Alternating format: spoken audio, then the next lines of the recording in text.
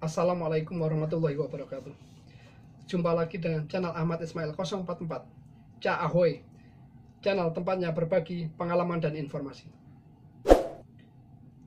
Pada saat ini banyak orang yang memilih untuk liburan atau berwisata dengan kapal pesiar.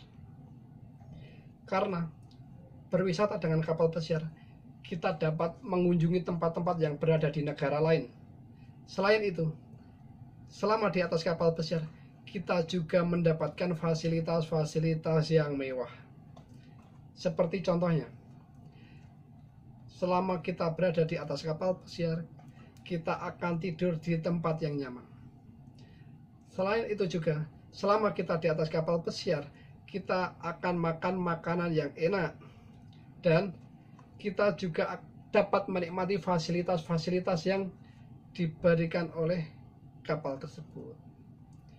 Kita juga dapat menyaksikan pertunjukan-pertunjukan atau event-event yang diselenggarakan oleh panitia dari pihak kapal tersebut.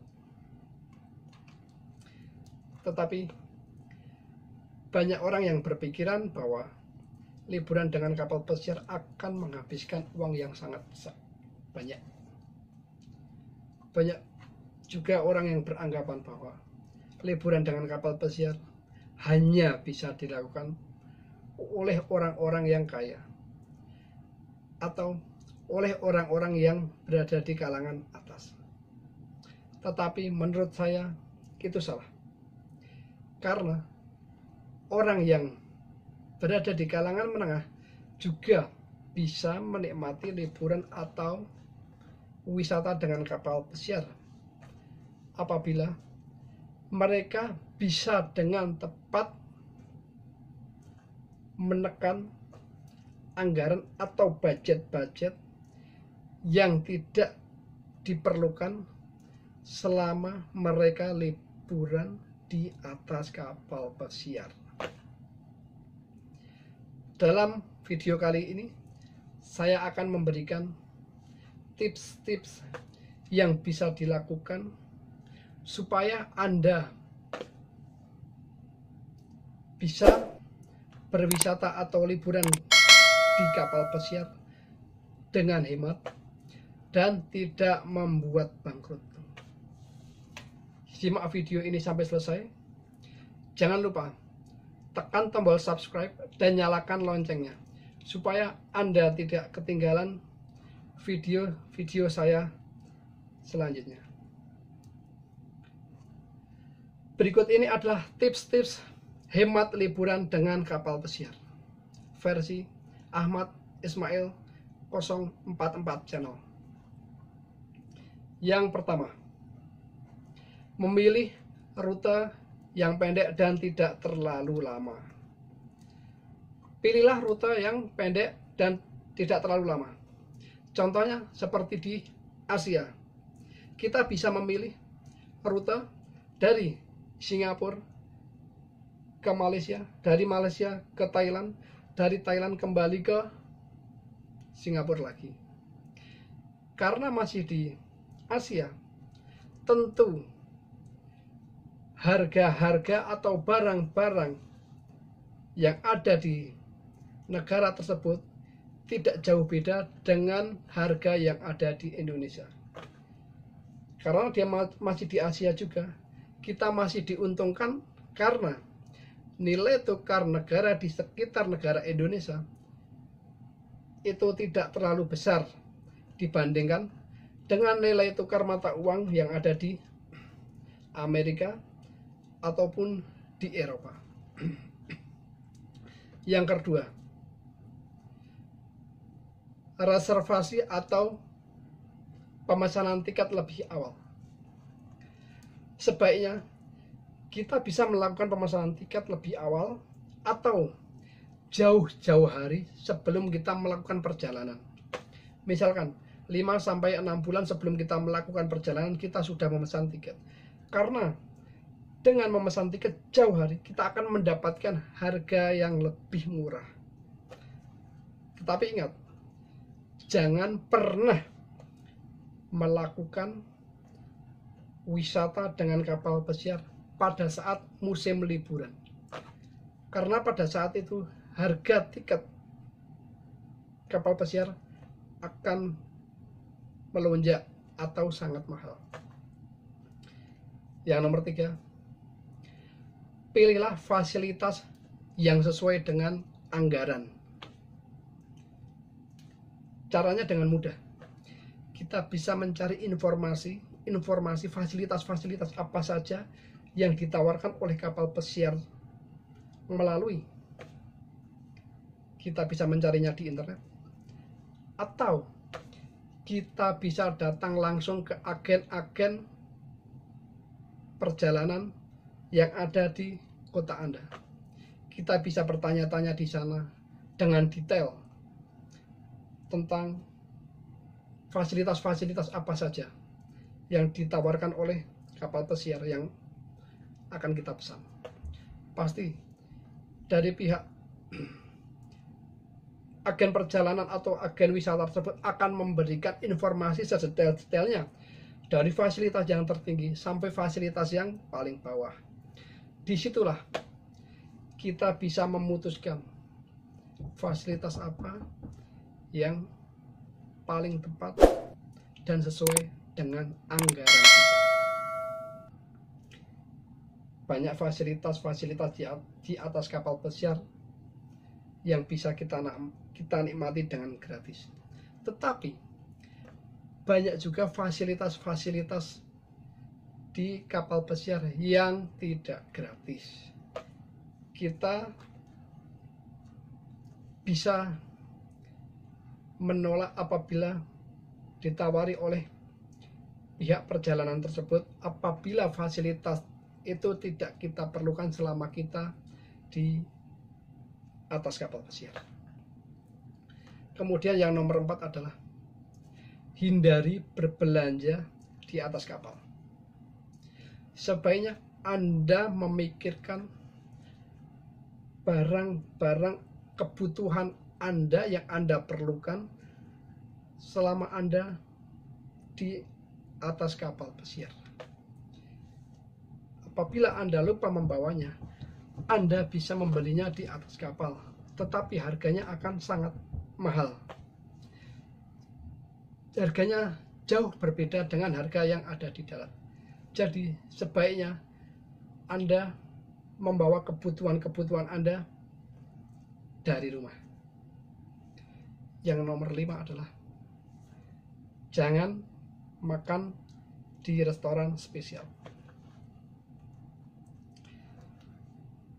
Kapal pesiar identik dengan restoran yang mewah. Semua penumpang kapal pesiar pasti ingin menikmati nuansa makan malam di restoran spesial. Tetapi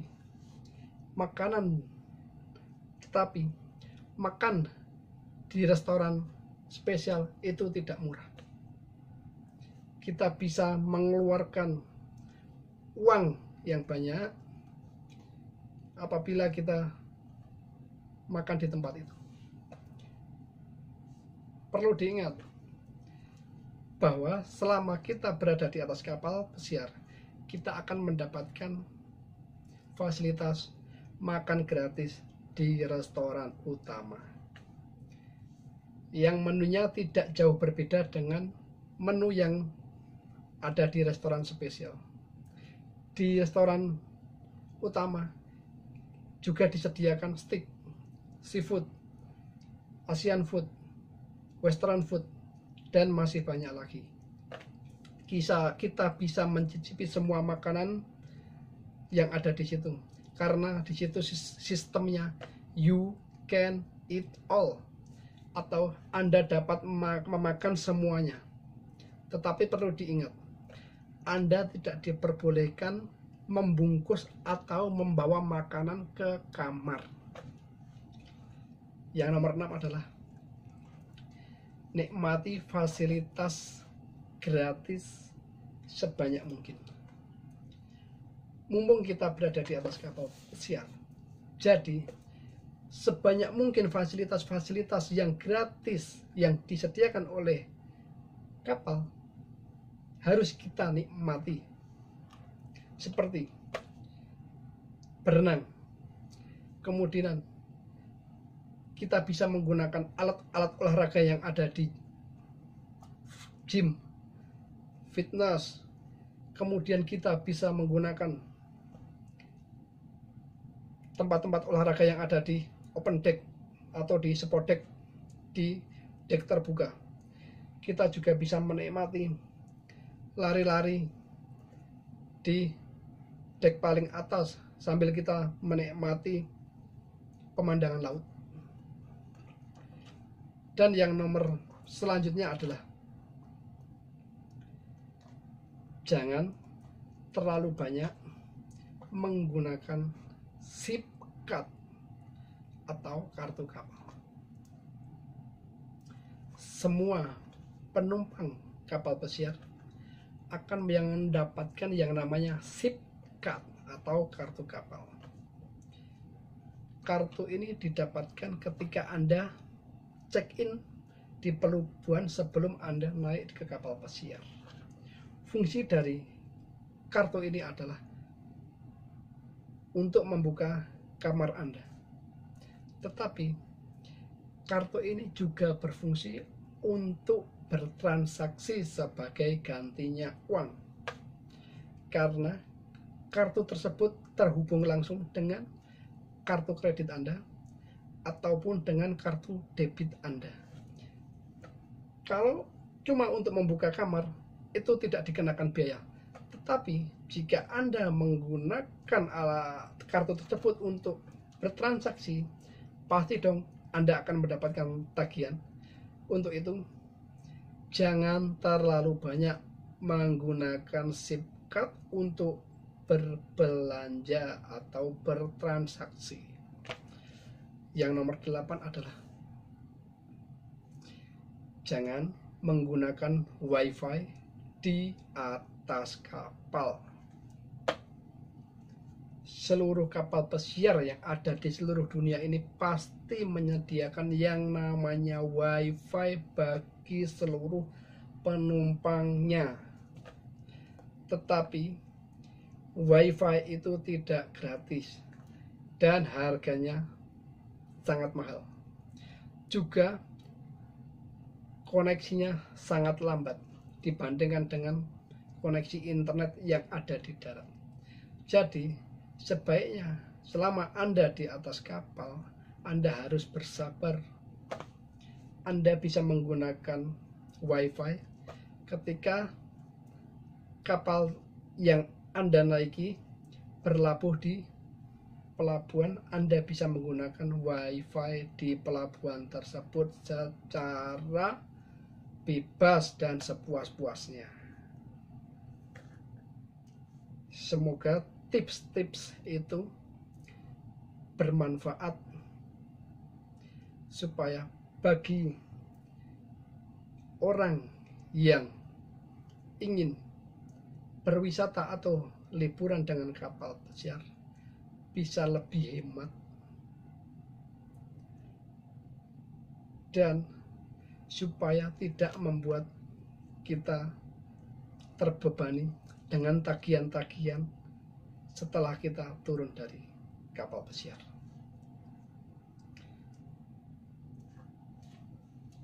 Terima kasih telah menyaksikan video ini sampai selesai.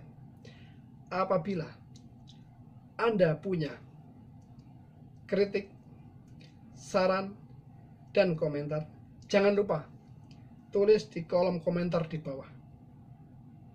Semoga video ini bermanfaat. Jangan lupa like, subscribe, dan bagikan video ini ke teman-teman Anda melalui media sosial yang Anda punya. Sekali lagi saya ucapkan terima kasih telah menyaksikan video ini sampai selesai. Assalamualaikum warahmatullahi wabarakatuh. Ca ahoy.